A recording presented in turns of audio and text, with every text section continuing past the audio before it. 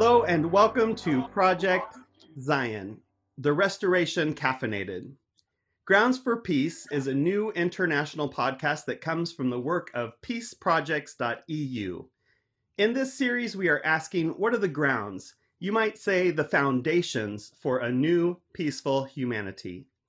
I am your host, Joey Williams, member of the Community of Christ European Peace and Justice Team and Mission Center President for the Western Europe Mission Center. According to Steve Veazey, President of Community of Christ, no matter where we start from as individuals, our calling, our purpose as a human species is to be a peaceful humanity. The phrase peaceful humanity is another way of saying Zion, God's vision or dream for the world. Today, our guests are Ryan and Georgia Comins, who have just done a webinar for us on nonviolence and what we eat. In their webinar session, they helped answer the question, can peace begin on our plates? And I have to say, they did a great job. Georgia has a love for literature and has recently finished a 4-year degree in English literature. She is now pursuing her master's.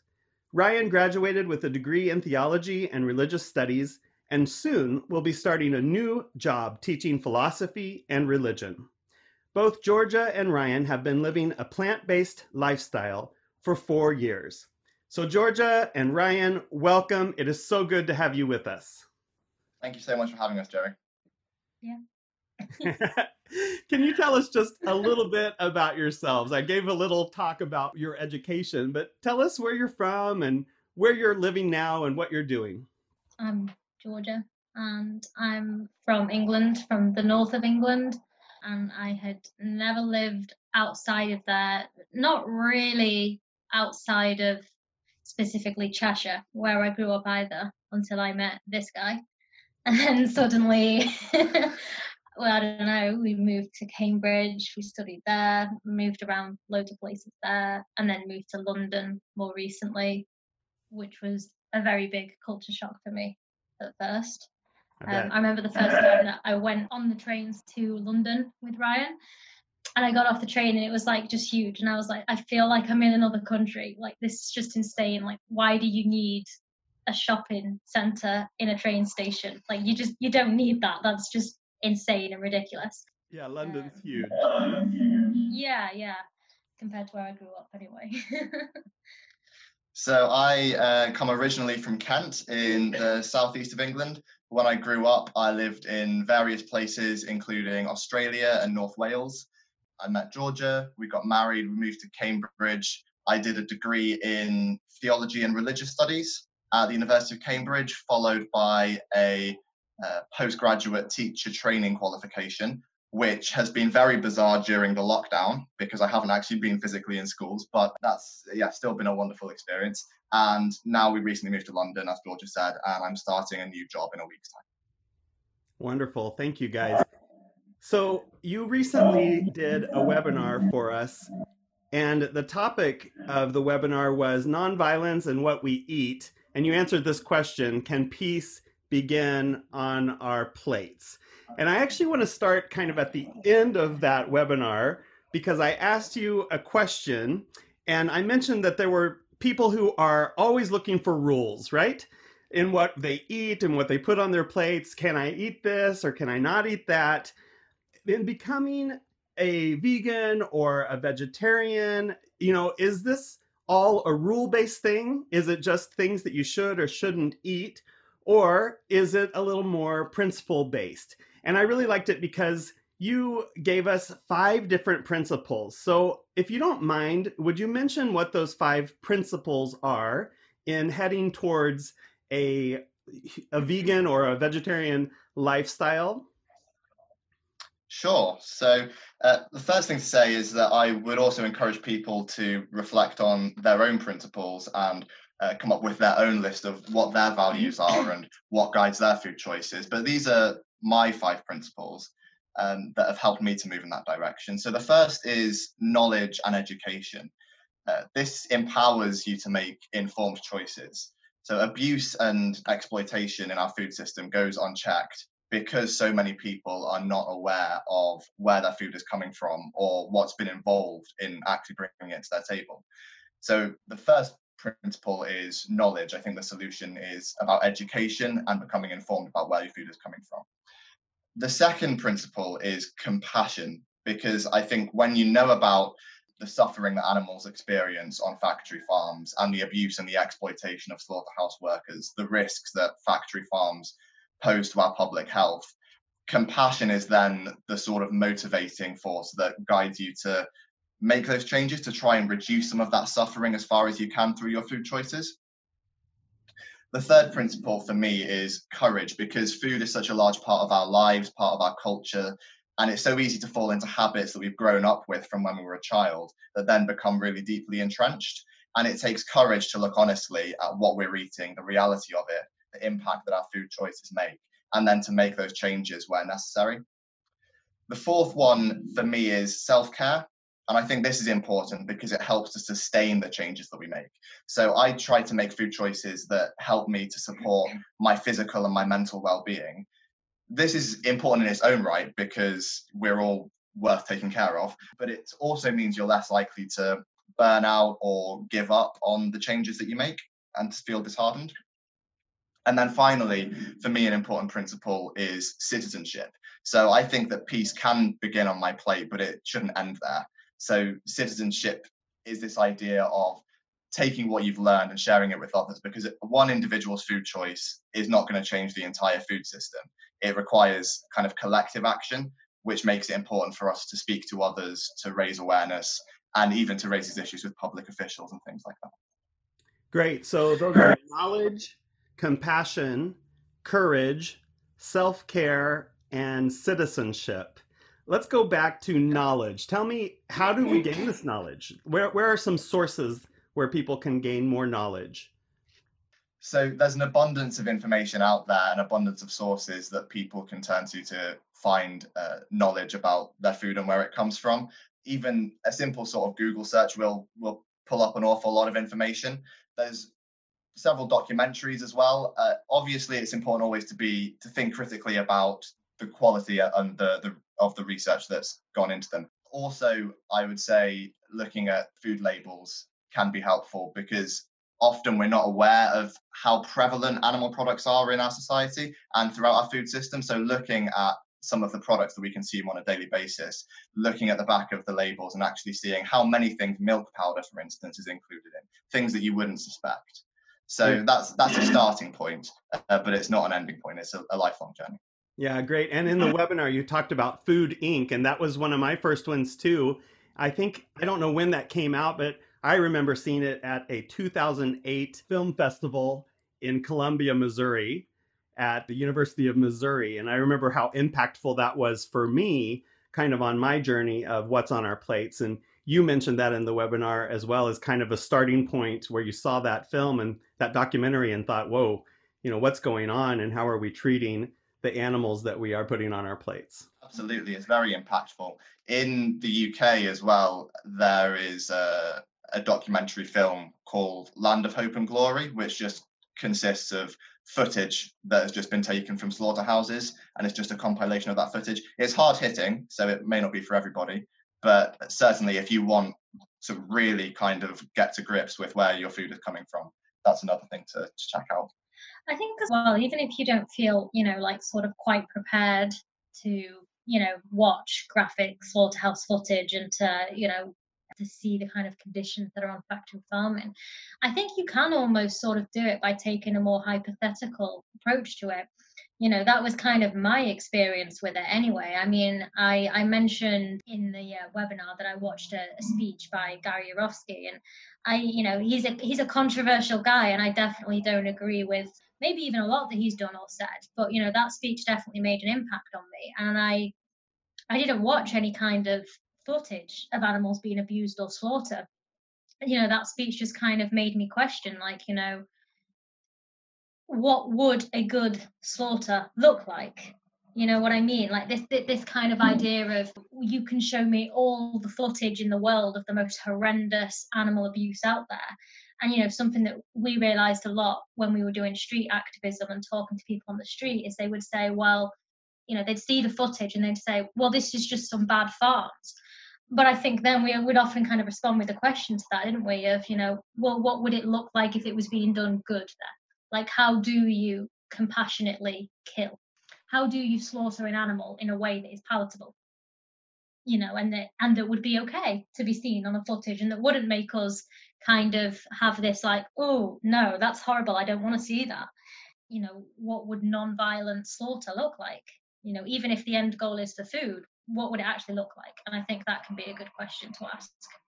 Yeah, and that compassion is the second principle that you've mentioned. So both of you have kind of given these brain type of answers that it's about based on the knowledge or based on asking a question, a hypothetical question.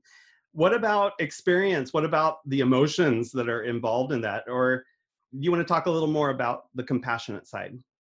Absolutely. I think that especially in our modern industrialized world, where people are often very disconnected from nature and from animals, and we often don't have as many of the same experiences growing up as maybe people would have done 50 or 100 years ago. And sometimes it's quite difficult to empathize with an animal that looks so different.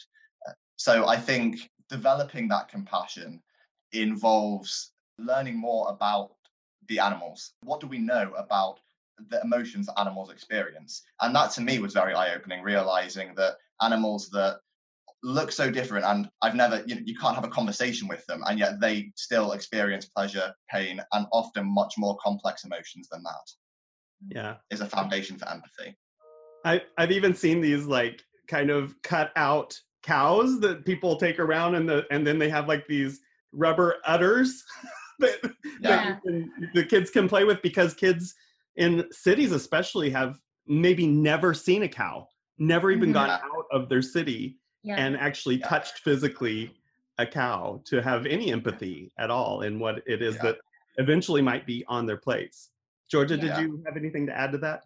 I think with me, one of the key moments, I mean, I already had the compassion for the animals by this point, but I think that a point where it became undeniable for me was when we went to our first slaughterhouse vigil, because that was just such an incredibly, powerful kind of moment emotionally. It was so draining. Like, we both came back just, I don't know, not even crying.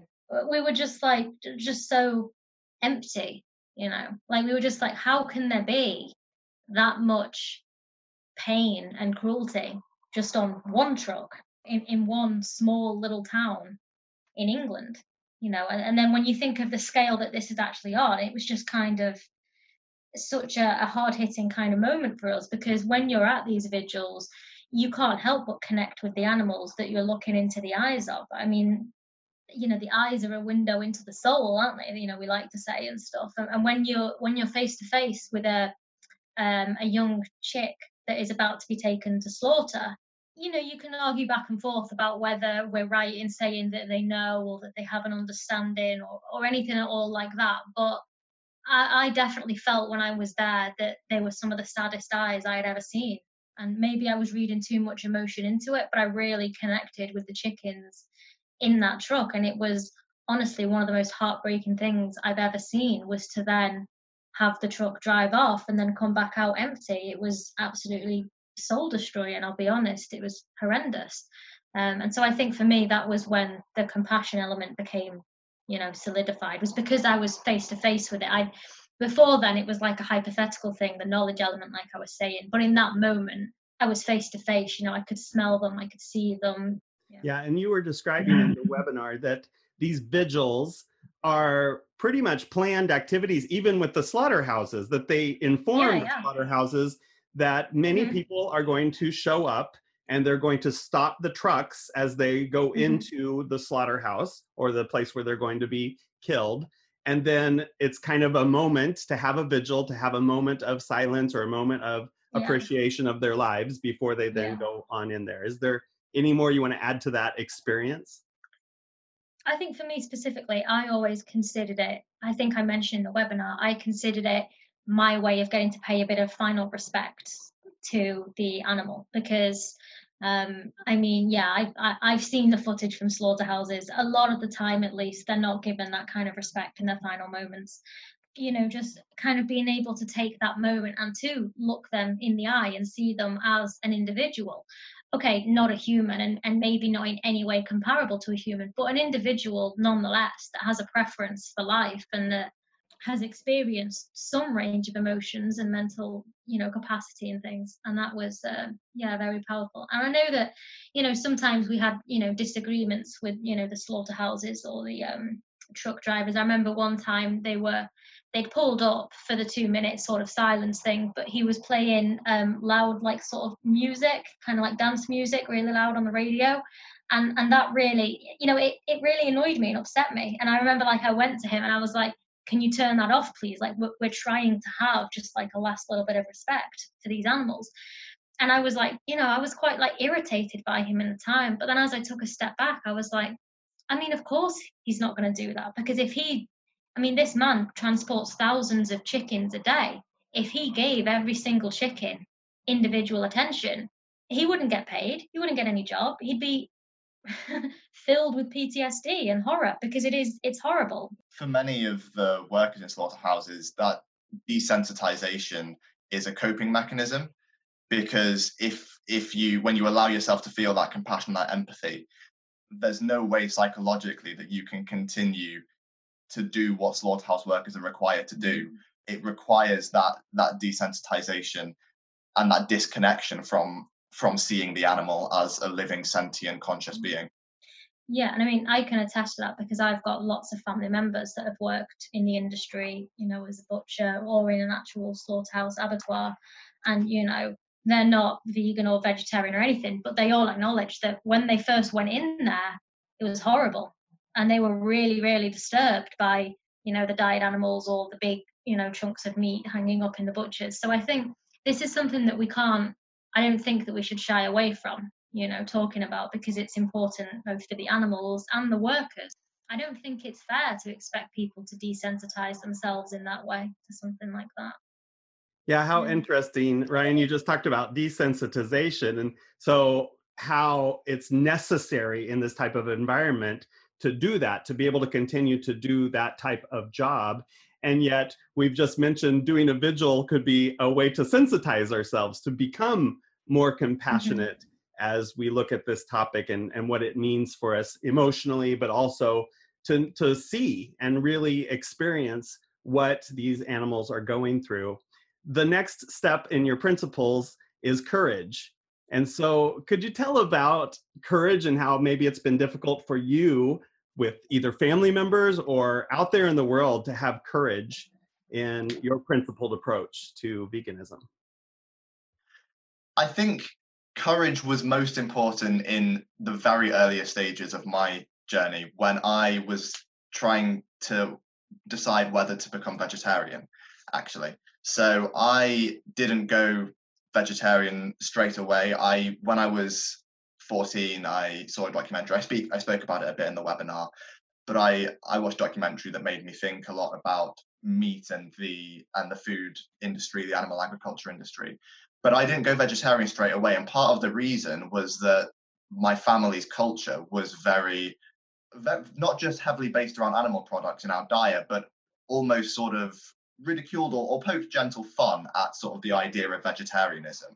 And so the thought of kind of standing up and saying, no, I'm going to be a vegetarian, against that kind of social pressure was very scary in a way. And so it did take a lot of courage to actually make that decision and say, no, I think this is wrong, and I'm not going to be a part of eating meat anymore. And then the steps along the way, in a way, I find each step becomes easier, and it's easy. Your conviction grows. The more that you find yourself articulating to others why you're doing what you're doing, the more the strength of your own conviction grows, and then the courage is still required, but it's not as scary anymore. Yeah, I think that's a difference in our personality, isn't it, as well? Because because I think where I'm going with this is just that we always joke and say I'm a very all or nothing person. If I sort of learn something or start to like resonate with something, I'm like, that's it, I'm doing that.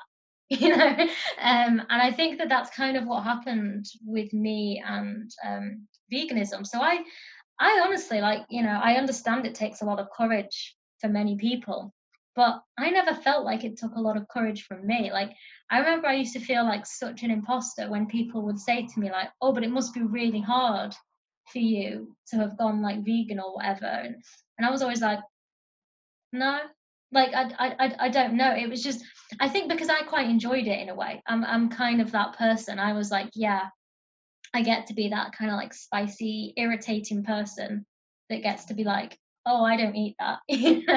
Not from a place of thinking that I was better than other people, but I always enjoyed being different and contrary, and kind of different and going against society in that way. Yeah, and what I'm hearing from both of you is that it really seems to be a question about identity. And Ryan, it seems that for you, it took some steps for it to really integrate itself into a part of your identity, and that required some courage. And it sounds like you, Georgia, your courage comes at the beginning, that you kind of claim this new identity and then carry it already with courage. So I think it might be a question about identity and how easy it is once you've decided this is who I am, the world should accept me as I am, and then you have that identity and you can continue to move forward in that way. Let's talk a little bit about self-care, because you said we don't want to get burnt out, and so that's a really important principle to have self-care. What are some ways that you guys have both taken care of yourselves on your journey of veganism? I think the main one for me was whenever we very quickly learned that whenever we'd gone to a vigil, when we come back, we have to watch happy animal videos. Which maybe sounds quite childish, but literally we would go and see like, the chickens outside the slaughterhouse and then come back and look up funny chicken videos or cute chicken videos and have like some yummy vegan snacks and stuff like biscuits and things, which maybe isn't the healthiest form of self-care, but it was just kind of like, letting off steam after such a heavy emotionally charged kind of day. I would second that. And also, in addition to that, I think it's important not to be overly restrictive with the way that you eat, especially if you decide to go fully vegan. You're already cutting out certain food groups which form a very large part of the standard Western diet. Some people then are tempted to go even further and maybe cut out lots of other foods as well and follow an even more restrictive diet. And I'm not saying that that is never a good idea, because people might have specific medical conditions or nutritional needs or something like that. But generally speaking, I've found from other people that I've seen and spoken with that can often be a recipe for both becoming mentally fatigued as it becomes increasingly difficult to find food that you can eat, but also you can run into nutritional difficulties as well when you're severely restricting the foods that you eat. So I'd say absolutely you can eat a wide variety of plant-based foods and eat them in abundance. It's that outside perspective of someone else that sometimes can be a real put down as you're trying to make changes to your diet. And so you tell someone all of a sudden you're vegetarian or you're vegan or you're a pescatarian. And if they see you eat a piece of chicken when you say you're pescatarian, all of a sudden it's like you've done everything wrong and you can't go back now. I saw you eat a piece of chicken, so now you just need to eat chicken. I know that people have, maybe this goes back to that courage question, but I think it's also a matter of self-care, to be aware that people are probably going to really have a critical eye, especially people who are not looking at their own diet or what's on their plates, but are looking at what you've just said that you are, and then they want to either poke holes or they want to look at that and say, oh, he doesn't or she doesn't really follow that diet completely. Yeah, and I think as well, a big thing that I'm sort of passionate about, if you like, within sort of vegan and plant-based eating, is I really dislike how it's come to be associated with kind of a diet and weight loss and, and all these kind of things, because I think it can so quickly turn toxic. An example of this in particular that I'm thinking of is when I was doing my undergraduate degree. They offered, I was really grateful for it. They offered vegan options in the canteen. But one thing I noticed was that the vegan option, if I was getting a sandwich, say, it was always labeled as, oh, under 300 calories, or, you know, Weight Watchers friendly and things like this. And I think, like most people, you know, I've had issues in the past with the way I look and feel about myself. And, you know, it's not good or healthy, I think, to be equating veganism or vegetarian or anything just solely with a kind of diet culture, you know. And I really dislike the fact it's come to be associated with that. Like, I don't avoid meat because I want to lose weight. So if I'm buying lunch while I'm out, I don't want to have a kind of calorie count, you know, shoved down my throat. And I think that that can be an issue if there's not the kind of self-care element within veganism, because it's just common out there for it to be kind of put across in that way to you. Yeah, and what we eat and what we actually can put on our plates may be the new stereotype.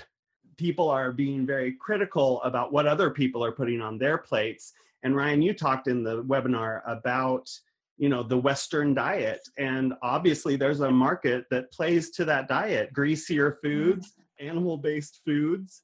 Then people with more money or more economic possibilities might then be able to live a more plant-based diet because they have more variety, but it's going to be costly. Yeah. Has that been your experience as well? Yeah, definitely. Sorry. I'm really like passionate about the whole sort of class element in veganism and plant-based diets. Like, you know, I mean, you can go and get like, you know, fish and chips for like £5 here, but if you were to go and get like, you know, fruits and vegetables and beans and things, or tofu, it's a lot more expensive. And that is so wrong, because factory farm cheap meat is just so much more readily available and cheaper and more accessible. And then it's actually one thing that I find quite irritating about a lot of the vegan activism that is currently being done as well. It kind of places this burden on, you know, you need to avoid this and you need to do that, without recognizing the fact that you're placing the burden on some of the most vulnerable in our society that aren't going to be able to afford to do that under the kind of current structure of things. Organic free range meat is like 2 or 3 times the price of, you know, factory farmed meat and stuff. Plant-based foods on top of that for healthy options anyway is, you know, maybe even more. I'm not quite sure, but something that definitely really kind of bothers me about that element. I don't know whether you have a similar kind of thing. I would agree with that. I think very often you can eat plant-based foods on a budget, but they're not always the options that are available to you are generally restricted if you're on a budget. And I'm also uncomfortable with judging people who are on a lower income and can't afford maybe to eat a fully plant-based diet. I think those of us who have options, have a responsibility to choose wisely and to choose with compassion. But I think we also have to recognize that for some people, that's not their reality. They don't have those options. But I think that's an issue even within an omnivore diet as well, isn't it? Because they're kind of doubly screwed in a way. You can't afford good quality meat and you can't afford good quality plant-based options. So, you know, we have a massive problem with factory farming. But one of the reasons why I think it is so big is because for a lot of the population, that's all they can afford. Yeah, I mean, maybe we don't want to turn this into a whole class thing, but yeah, you know, I definitely, yeah, it's something that I'm, you know, really passionate about, and drives me crazy whenever I think about it, especially having come from the north as well, which I inject into conversation all the time with this. But it is so relevant as well, because there is a massive divide in the wealth between the two parts. And when I'm in London, you know, plant-based options are just, you know, they're everywhere. I can walk in anywhere and get a vegan version of everything. You can't get that in small towns in the north of England. It's a big problem. Thank you. So let's talk a little bit about the last principle, which is citizenship. Tell me more about that. Is this idea of coming together, and how do we not create second-class citizens? Yeah, for me, citizenship links in quite nicely actually into what Georgia was just saying. Individuals have the responsibility to make responsible choices, but we also need to create a different system, and that requires cooperation and collective effort. It's not something that an individual can do by themselves, and it links to self-care as well, because putting that burden on yourself to try and eat in a way that is completely cruelty-free and has no kind of environmental problems whatsoever is extremely difficult. So for me, citizenship is about sharing with others what we learn and raising awareness about the issues. For me, it involved becoming involved in certain forms of activism, but it doesn't have to for everybody. It can just be kind of conversations that you have with family and friends, and also considering these issues when it comes time to vote for elected officials, and if you see a petition, things like that. I think just being willing to talk with others and to try and work collaboratively to make a fairer and better food system. Georgia, you said something in the webinar that really stuck with me. In fact, throughout the webinar, I wanted to stop you to talk a little bit more about it. You were talking about your wedding day, and this is the day you went vegan, right? This is the day you decided, I'm going to be vegan on my wedding day. I made the decision to go vegan on my wedding day, but that was brought on by the fact that I'd wanted to go vegan for a couple of months before then, but I was still living at home. I mean, oh gosh, the whole sort of background to this obviously is that we were both raised Mormon and got married very young. It's not an uncommon thing in Mormonism. And so obviously that meant that I wasn't leaving home until I was married, age 18. So I made the kind of pledge to myself, like a kind of commitment of, you know, the minute it becomes feasible for me to be a vegan, then I will do it. Because until that point, I was living at home and was, you know, really busy working and at school. And my mum was the one that was doing most of the food shopping. And I thought it would be unfair of me to expect her to not only buy all their food, but afford expensive and mock meats and stuff like this for me. So in my mind, I was like, you know, in order to combine my compassion and my kind of beliefs around this, I need to do it as soon as it is feasible for me to. And so in my mind, I was like, yeah, well, that's the day that I move out then. The day that I leave home is the day when I go vegan. And that just so happened to be my wedding day. So yeah, we got there and I just didn't eat any of the food. And I think that people were like, oh, she's just being, you know, a typical bride, like not wanting to eat much and everything in front of everyone. But no, there was just very little I could eat. I think I just ended up with a little bit of salad. You said in the webinar that you had a lot of pride that day, though, and you and Ryan kind of were looking around with a little bit of disdain on everyone else. And this is where that phrase came that you said you hadn't quite learned or understood about nuanced perspective in terms of what people eat.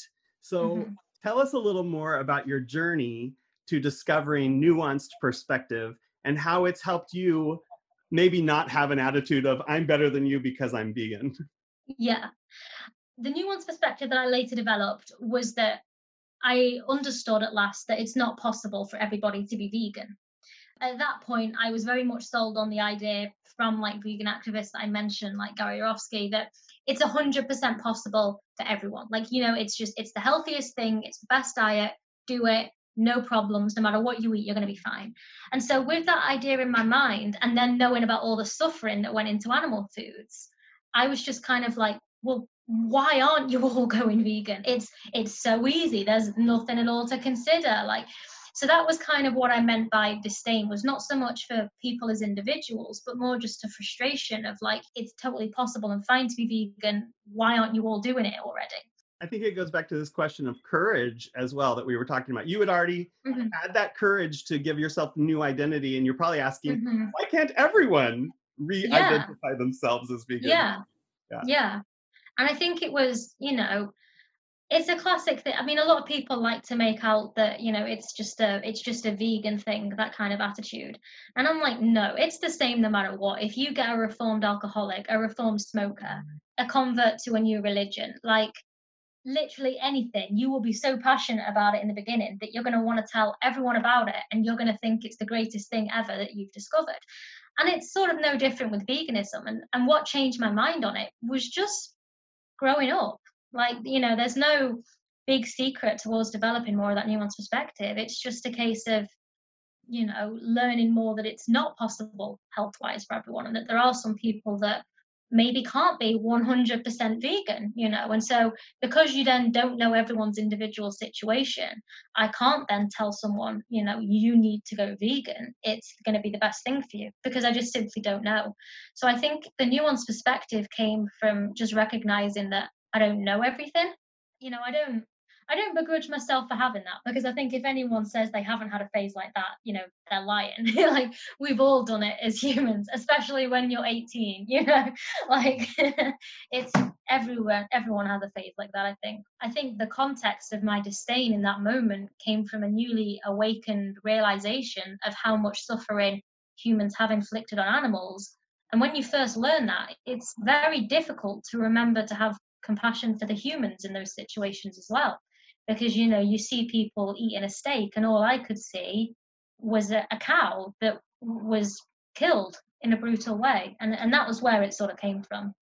And so as we gain more experience and more knowledge, we gain more perspective, those nuanced perspectives that you mentioned. That's really where definitely. Ryan, you mentioned that it took you about 2 years to move from simple meat reduction to vegetarianism.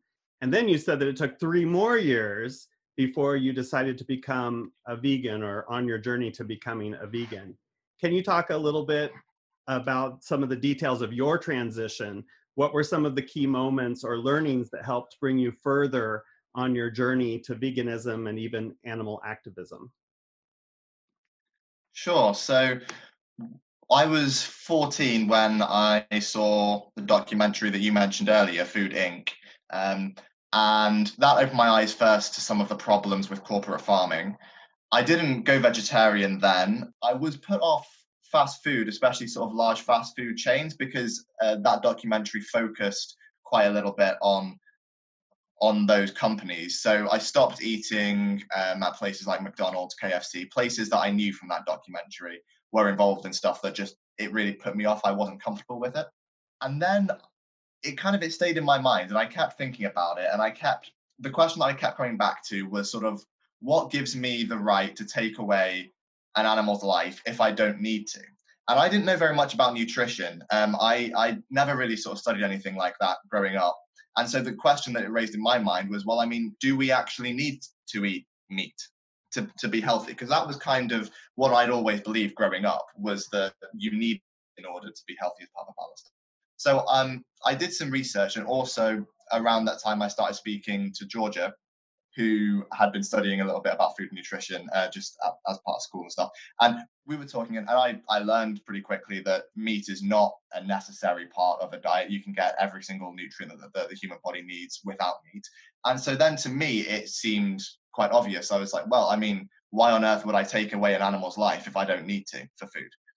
So I had that sort of inner realization, but then I was thinking, oh, I don't know if I can have the courage to take that step and to tell my family about that. At the time, I was living at home. It was a single parent family. We didn't have an awful lot of money, and I felt like it would be imposing an additional financial burden on my mum to kind of, sort of cater for a special way of eating.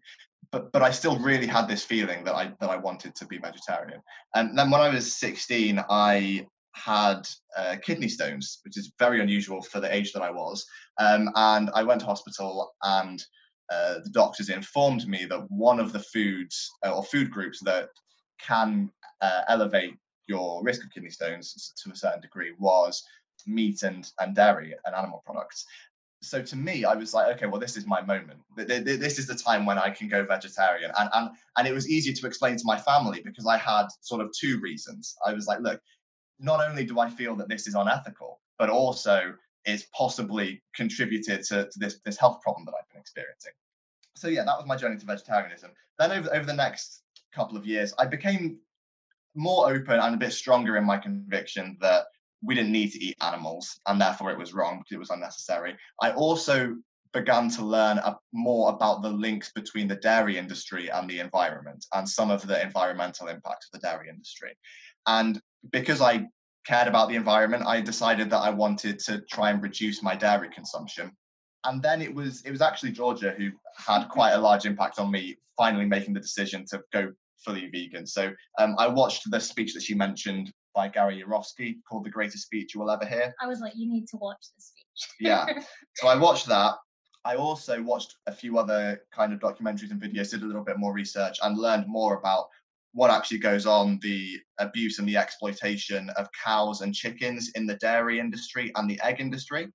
And I decided that I could no longer really sort of support that in good conscience. So I decided to go vegan. And then this led to some sort of opposition from my family members, not huge, but they just kind of, made fun of me a little bit and stuff. But in response to that sort of opposition, my views became stronger. And a couple of years later, we went on the official Animal Rights March in London, which was, looking back, that was sort of the start of me becoming more involved in vegan activism, because it was such a powerful experience to just be walking and marching with thousands of people who felt the same way. Before that, I'd always felt that kind of like a bit odd. Like nobody else really seemed to have a problem with animal agriculture or anything like that. And it always felt a bit like I was sort of the odd one out. Going on that march was a powerful experience. And then I became more involved in other forms of animal activism after that. Thanks for sharing both of your journeys.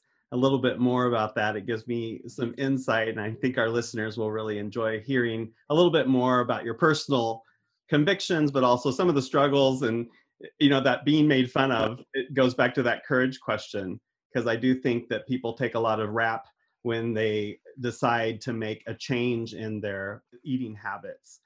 So you were very clear, both of you, in your presentation that this is important to you politically, economically, socioculturally, and definitely environmentally. But Georgia, you just kind of talked about a conversion experience. You talked about this moment where things changed. And in the religious sphere, we talk about a metanoia, a conversion, this reorienting of ourselves that is often rooted in an identity of Christ. And I just want to ask, is there any type of spiritual or religious identity that has been important to you in terms of veganism or a journey towards veganism? I think, there definitely has been. For quite a while, I practiced witchcraft based off of my sort of experience with veganism, specifically, Wicca. And the bit that drew me to that was there was a line from the Wiccan Rede, which was, "And it harm none, do what you will." And I loved the fact that the whole sort of focus of that and the idea behind it was that, whatever it is that you do, just make sure it's not harming someone. And that really resonated with me. I think, that informed my decision to start practicing that for about a year and a half, I think? Yeah, about a year and a half. So that, definitely has done in the past. I think I moved away from that after a while. No major, that could be a whole other conversation in itself. These days, I don't know if I'd use the word spiritual, maybe kind of philosophical or moral questions of ethics. I don't know, something like that. But I think definitely at different parts in my journey, it's had roots in spirituality. I mean, being raised Mormon as well, obviously there was the element of the word of wisdom and reading in the Bible, like Genesis. I remember when we first got married, we had a big conversation about how we felt that the world was declared good by God when they were living in the garden, and if there was no kind of like bloodshed and things, would they have been eating animals? And so I think definitely in the past it's been informed by that for me. Would you agree with that? I don't know. Yeah, definitely. As Georgia said, throughout my childhood, I was a devout Mormon, the same as Georgia was throughout her childhood, and often after praying, especially I remember some experiences when I was living in Australia, I would pray about things, and then I remember opening my eyes after praying, and I'd look out at the garden where we lived, and it was a beautiful garden, and there were loads of birds that would be there, and they would be singing. And I just remember several times after I would be praying, having this sort of distinct impression when I would open my eyes that I just didn't want to cause any harm or suffering to these animals. And even more specifically, I remember thinking, I don't want to take away their life. And in fact, those experiences also laid the foundation for just my later convictions around peace and non-violence more generally. So that they're very closely intertwined for me. Now my spiritual and religious beliefs have changed a lot, and they've changed several times in the intervening almost 10 years. And most of the specific kind of theology and worldviews that I had and was raised with has completely gone away. But I do think that some of the values that I approach food with could be seen as spiritual. I've used the word spiritual to describe them. So I believe in the importance of mindfulness, of being aware of what we're eating. I believe that all lives are interconnected and that we have far more in common with other species of animals and other forms of life than we have differences. I believe that we share this world with other forms of life, that it doesn't just belong to us, that it's not exclusive to us. There's a quotation or a phrase that's sometimes used in the vegan movement of animals are here with us, not for us. And I do believe that. And I think when I try to live by those values, which I consider spiritual values, it leads me to look at what I'm eating and whether that aligns with those values and beliefs. I really appreciate your honest responses here. You know, in Community of Christ, we have this church seal, which is a lion and a lamb and a child all kind of lying together and in the same picture, one not ravaging over the other. This comes out of Isaiah 11, verses 6 through 9, where it talks about a lion and a bear and a cow, and they're all vegetarian. It says that they shall not hurt or destroy in all of my holy mountain. And so for the restoration movement, Zion is this idea of returning to nonviolence in creation. And this may include our diets as well. So let's talk a little bit more about some of the spiritual and some of the theological implications of what's on our plate. And let's go to Doctrine and Covenants 86 2b, where it says, flesh also of beasts and of the fowls of the air, I, the Lord, hath ordained for the use of man with thanksgiving. Nevertheless, they are to be used sparingly, and it is pleasing unto me that they should not be used only in the times of winter or of cold or famine. It seems that these words of wisdom were helpful at the beginning of both of your journeys, as you were both raised in the Mormon faith. Can you talk more about that influence? And was this part of your personal faith, or is it something that's taught a lot in the Mormon tradition? I remember I took the word of wisdom very seriously in that regard. I remember getting into sort of like, friendly conversation stroke arguments maybe about the word of wisdom, because it says, except in, times of famine. And I remember thinking like, but we're not in a time of famine. We live in the UK and we go and we buy our meat in plastic in a supermarket. Like this doesn't count as a time of famine or a time of need.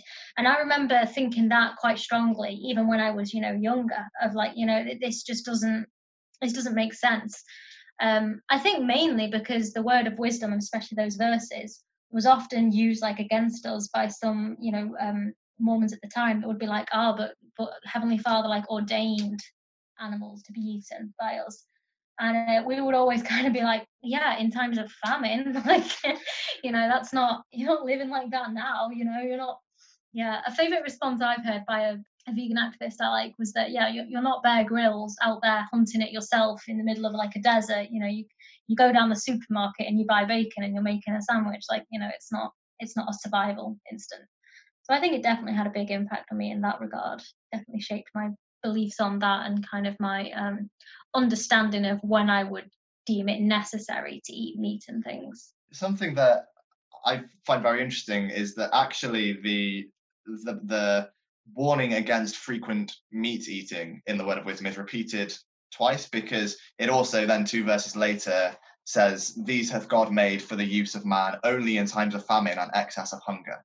So it's repeated. And I just feel that I think partly it comes down to what we were saying at the beginning of the podcast about this tension between rules-based approaches versus principle-based approaches.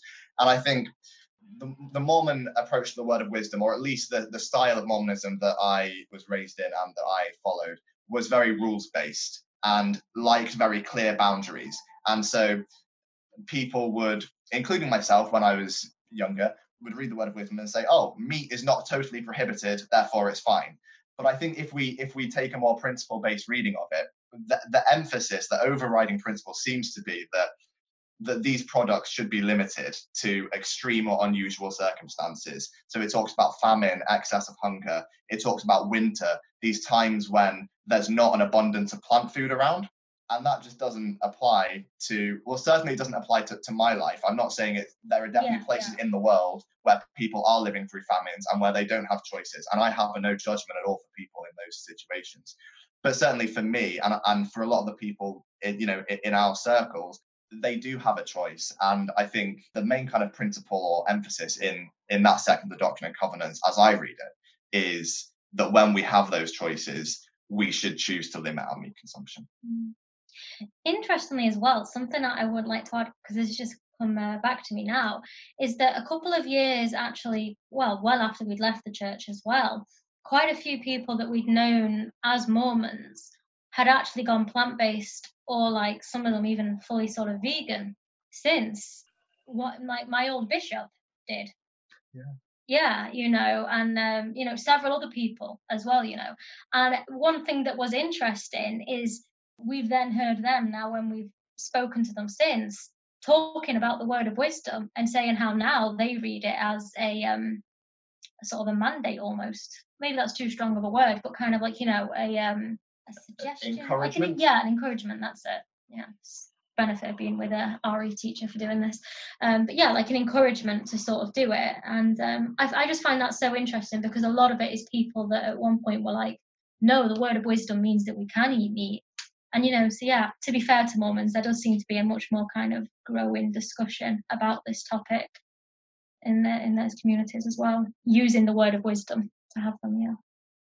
Well, I see both of your journeys as a spiritual journey on its way to, veganism, but I also see it as a spiritual practice. I mean, it's, as you've said, you have to have self-care. There's daily practice that you have to do in living this type of lifestyle. Would you consider that to be true, is one of my questions. And then, are there other practices that go well along with this that help you on this question of what's on my plate? Are there other spiritual practices or practices that you're involved in or that you've heard of that are important to this question of nonviolence and what we eat? I think there can be a close link between forms of mindfulness meditation, and food. I know that there's a very quite well-established, well-known practice of mindful eating where you focus on the experience of what you're eating. And I think that can be combined as well with awareness of what has gone into the food that you're eating as well. And I think that can take different forms for different people. I think for people who pray before their meal and say grace and things like that, I think that can be a wonderful opportunity to reflect on what's been involved in bringing the food to their table, and also to reflect on what we can do as individuals in our food choices to try and help move to a more peaceful and non-violent world. I've actually noticed a big shift in some of the practice of prayer. So when I was younger, it seemed that the focus was on what a blessing, all of this abundance for us. And now when people pray, a lot of people spend a lot more time remembering who brought the food to our table, who actually cultivated that food and got it to our plates. And also people remember some of the abuses and things that are happening to workers that are helping to bring the food that's actually on our plate. So I know it's influenced even the practice of prayer that I practice and that other Christians around the world and other traditions as well practice.